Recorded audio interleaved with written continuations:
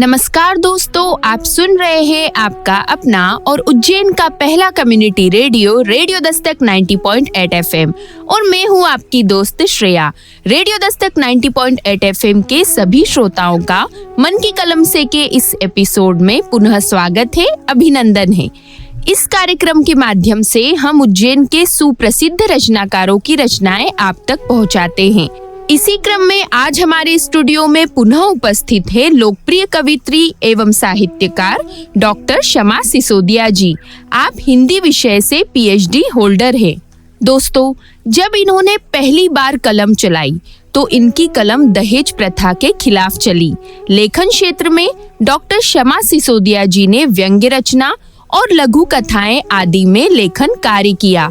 इनका जो पहला काव्य संग्रह प्रकाशित हुआ वो था केवल तुम्हारे लिए, और लघु कथा संग्रह प्रकाशित हुए कथा शिपिका, कोई बंद है, दरकते पन्ने आदि। दोस्तों, इनकी उपलब्धियां अवर्णनीय हैं। डॉक्टर शमा सिसोदिया जी सन 2006 में रेकी में गोल्ड मेडलिस्ट भी रही है। ये हमारे लिए हर्ष का विषय है कि ऐसी हस्ती आज हमारे बीच मौजूद है और डॉक्टर शमा सिसोदिया जी आज अपनी उन्हीं रचनाओं को हमारे रेडियो दस्तक के श्रोताओं के साथ साझा करेंगी। तो आइए सुनते हैं डॉक्टर शमा सिसोदिया जी से पहली काव्य रचना, जिसका शीर्षक है श्रद्धांजलि।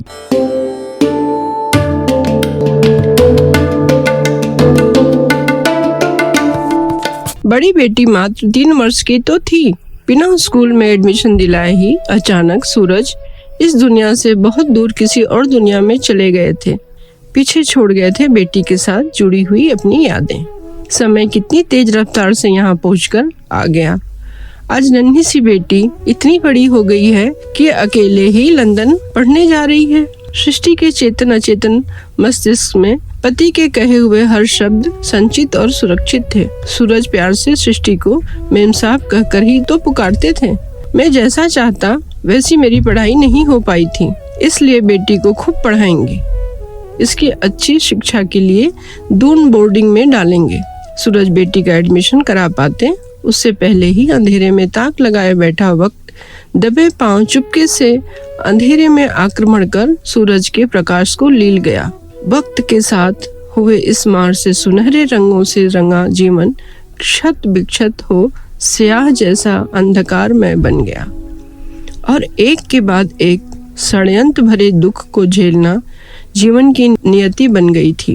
पारिवारिक पृष्ठभूमि आर्थिक रूप से मजबूत होने के बाद भी बड़े बुजुर्ग इस बात के लिए तैयार नहीं थे कि बेटी की उच्च शिक्षा पर बड़ी रकम खर्च की जाए। तरह तरह की दलीलें दी जाने लगी। तमाम तरह के विरोधों के बाद भी सृष्टि हार नहीं मानी। घर के मुखिया ससुर जी के सामने सृष्टि हाथ जोड़कर बोली, मैं आप लोगों से प्रार्थना कर रही हूँ कि मुझे मेरी बेटी को पढ़ाने दीजिए। मैं इसे पढ़ा लिखा कर योग्य बनाना चाहती हूँ। योग्य बेटी के अभिभावकों को उसके विवाह की चिंता नहीं करनी पड़ती है। मैंने अपने जीवन से यही सीखा है कि किसी भी लड़की की पहली शादी उसे शिक्षित करके उसे आत्मनिर्भर बनाना ही है। बिना किसी सहारे, बिना किसी सहयोग के ही सृष्टि ने अपने आत्मबल को जगाया और बेटी को लेकर अकेले ही पुणे के ख्यात संस्थान में एडमिशन हेतु प्रस्थान के लिए तैयार हो गई। बिना सहारे के डगमगाती लड़खड़ाती वक्त के सामने लाचार रोती हुई माँ की आत्मशक्ति जागृत हुई। उसने बेटी के सिर पर स्नेह से हाथ फेरा और ससुर जी के पास जाकर अपना अडिग फैसला सुना दिया। राजनीतिज्ञों की योद्धा ससुर ने बहू के अंतरिम फैसले को देख स्थिति को समझते हुए अब स्वेराकोति यह सोचकर राजनीतिज्ञों के योद्धा ससुर ने बहू के अंतिम फैसले को देख स्थिति को समझते हुए अपनी स्वीकारोक्ति यह सोचकर दे दिए कि वहाँ जब मेरा सोर्स नहीं चला तो भला यह क्या एडमिशन करा पाएगी। बेटी के आत्मविश्वास के साथ सृष्टि पुणे के लिए इस विश्वास पर निकल पड़ी कि वहाँ जाकर एडमिशन तो होना ही है। लेकिन वहाँ जाकर माजरा ही कुछ अलग था। एडमिशन के लिए अब लेट हो चुकी थी। जिस विषय के लिए बेटी मानसिक रूप से तैयार होकर चली थी, उस विषय का एडमिशन तो अब क्लोज हो चुका था। संस्थान प्रबंधक से मिलने के लिए दौड़ते हुए 15 दिन बीत गए और रिजल्ट के नाम पर शून्य। बेटी हताश होकर वहीं जमीन पर बैठ गई। सृष्टि से एक तरफ बेटी की यह स्थिति देखी नहीं जा रही थी, तो दूसरी तरफ घर पहुंचने पर घर वालों का दंश झेलने का भय सताने लगा।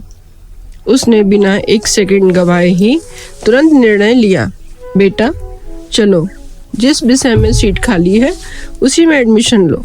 कल प्रतियोगी परीक्षाओं में यही सब विषय काम आने वाले हैं। यहाँ से खाली हाथ नहीं जाएंगे, नहीं तो घर में रहना मुश्किल हो जाएगा। मनपसंद इस संस्थान में बेटी का एडमिशन होते ही ससुर जी के साथ अन्य पारिवारिक सदस्यों का भी रुख एकदम से बदल गया। बेटी का एडमिशन कराकर सृष्टि एक योद्धा की तरह अपने शहर को लौट आई। ग्रेजुएशन की पढ़ाई पूरी होते ही बेटी ने विदेश जाने की भी तैयारी कर लिया था और माँ को अपनी तैयारी के विभिन्न पहलुओं से अवगत भी करा दिया। हक्की बक्की सी सृष्टि कुछ देर के लिए तो सोच में पड़ गई। फिर उसे याद आया, मैंने ही तो इससे कहा था कि तुम सिर्फ पढ़ाई की तरफ ध्यान रखो। अगर तुम विदेश भी जाकर पढ़ना चाहोगी तो मैं तुम्हें पढ़ाने के लिए तैयार हूँ। बेटी को मिले स्कॉलरशिप के बाद भी खुद की पूरी ज्वेलरी, LIC की पॉलिसी और बैंक से लोन लेकर तमाम तरह के कागजी कार्रवाई पूरी करने में सृष्टि को पसीना आ गया था।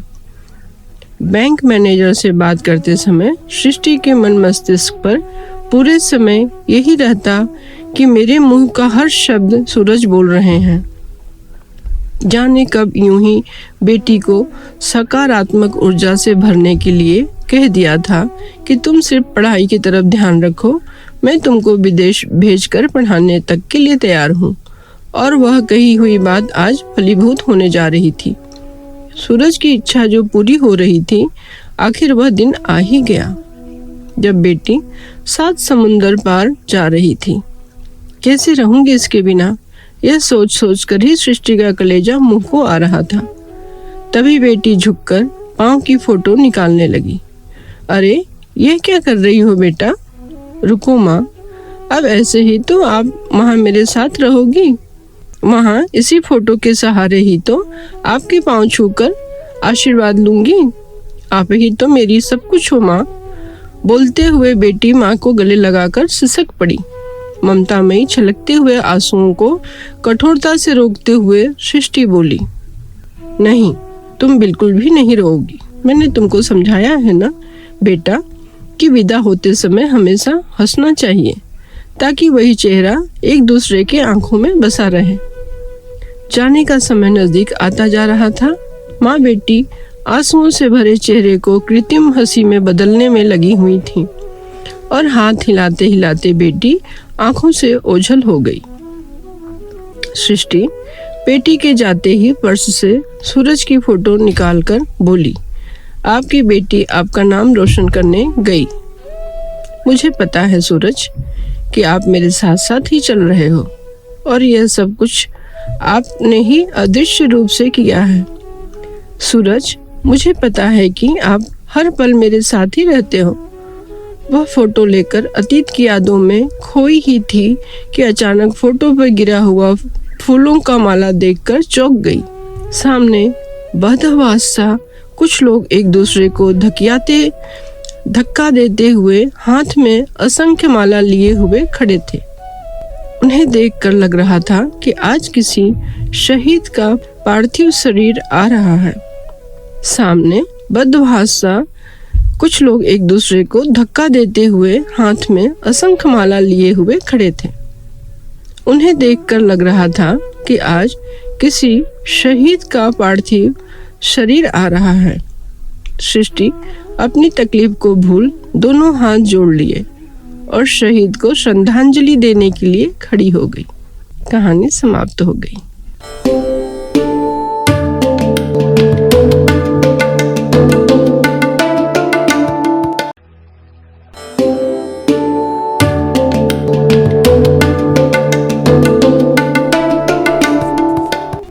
आप आप सुन रहे हैं आपका अपना और उज्जैन का पहला community radio radio Dastak 90.8 FM। दोस्तों, कभी कभी हमारे जीवन में ऐसी परिस्थिति आ जाती है जिसके बारे में हम सोच भी नहीं सकते।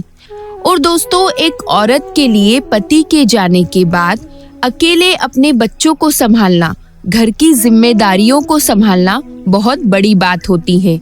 इस रचना में जिस तरह से सृष्टि ने संघर्ष करते हुए अपनी बेटी को पढ़ाया, लिखाया, दुनिया में रहने के काबिल बनाया, दोस्तों, घर परिवार के लोगों से, समाज से सृष्टि ने अपनी बेटी के लिए संघर्ष किया और अपने पति का वो सपना जो उन्होंने अपनी बेटी के लिए देखा था, उसे अपने जीवन का दृढ़ संकल्प बनाकर सृष्टि ने पूरा भी किया। दोस्तों, इस रचना में दर्शाया गया है कि एक लड़की का पढ़ा लिखा होना कितना जरूरी होता है। और दोस्तों, जब उस बच्चे के भरण पोषण करने की जिम्मेदारी माता या पिता में से किसी एक अकेले पर आ जाती है, तब स्थिति और भी गंभीर हो जाती है। अपनी संतान के लिए एक माँ का संघर्ष बताती इस हृदय स्पर्शी रचना के बाद आइए सुनते हैं डॉक्टर शमा सिसोदिया जी की अगली रचना, जिसका शीर्षक है उखड़ती सांसें।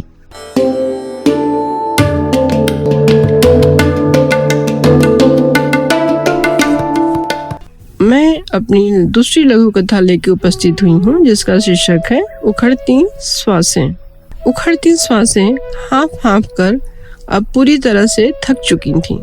सहयोग के लिए जब मशीन की तरफ देखा तो वह जिंदगानी का सपोर्टर सुन खड़ा अभी कोर्ट के ऑर्डर का इंतजार कर रहा था।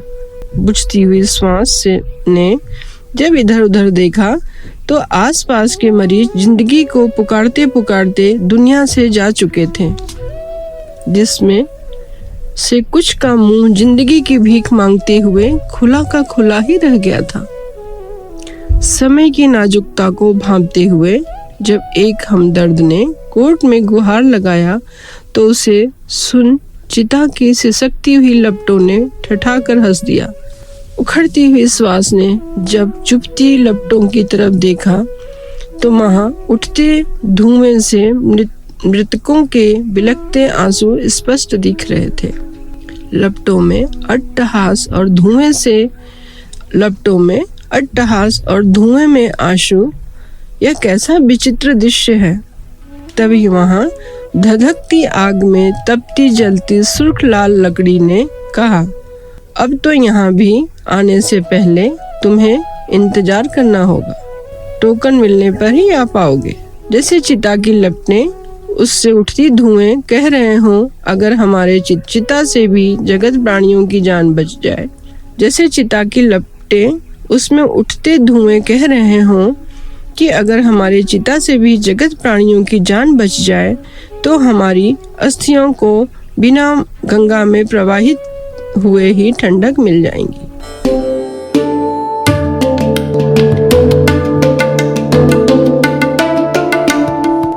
उखड़ती जाती है सांसें अपनों की, पर कोशिशें रुकने का नाम नहीं लेती। आप सुन रहे हैं आपका अपना और उज्जैन का पहला community radio radio Dastak 90.8 FM। दोस्तों, इंसान का जीवन बहुत कीमती होता है और उस इंसान के साथ अपनों की आशाएं, उनकी भावनाएं जुड़ी होती है। पर जब उस इंसान का आखिरी समय निकट आता है तो सभी के मन में एक घबराहट, एक बेचैनी सी होती है। और दोस्तों, बहुत कोशिशें करते हुए जल्दबाजी में उस व्यक्ति को अस्पताल पहुंचाया जाता है। वहां का इलाज और महंगी दवाइयों जैसी बहुत सी जिम्मेदारियां होती है और अंतिम समय तक उस इंसान को बचाने की कई कोशिशें की जाती है। दोस्तों, जिंदगी की आखिरी सांसों और अंतिम सांसों के चलने से उसके थम जाने तक के सफर को डॉक्टर शमा सिसोदिया जी की इस रचना में बहुत ही मार्मिक रूप में वर्णन किया गया है। इस खूबसूरत रचना के लिए डॉक्टर शमा सिसोदिया जी का बहुत बहुत धन्यवाद कि आज आपने अपनी इन बहुमूल्य रचनाओं को हमारे रेडियो दस्तक के श्रोताओं के साथ साझा किया। एक बार पुनः आपका धन्यवाद। तो दोस्तों, आज मन की कलम से के एपिसोड में आपने सुना डॉक्टर शमा सिसोदिया जी की अद्भुत लघु कथाओं को। अगले एपिसोड में हम पुनः मिलेंगे कई नई रचनाओं के साथ। दोस्तों, यदि आपके मन में भी है कार्यक्रम को लेकर कोई प्रश्न या सुझाव, तो आप हमें संपर्क कर सकते हैं रेडियो दस्तक के व्हाट्सएप नंबर 9406894068 पर, और साथ ही आप हमसे जुड़ सकते हैं हमारे social media account Facebook, Twitter, YouTube, Instagram और शेयरचैट पर भी, जहां पर आपको मिलेंगी कार्यक्रम से जुड़ी सभी जानकारियां। तो दोस्तों, अब वक्त हो चला है आपसे विदा लेने का। अगले एपिसोड में हम पुनः मिलेंगे नई रचनाओं के साथ। तब तक के लिए दीजिए अपनी दोस्त श्रेया को जाने की इजाजत। पर आप कहीं मत जाइए, सुनते रहिए आपका अपना रेडियो दस्तक 90.8 FM। सुनेगा उज्जैन, बढ़ेगा उज्जैन।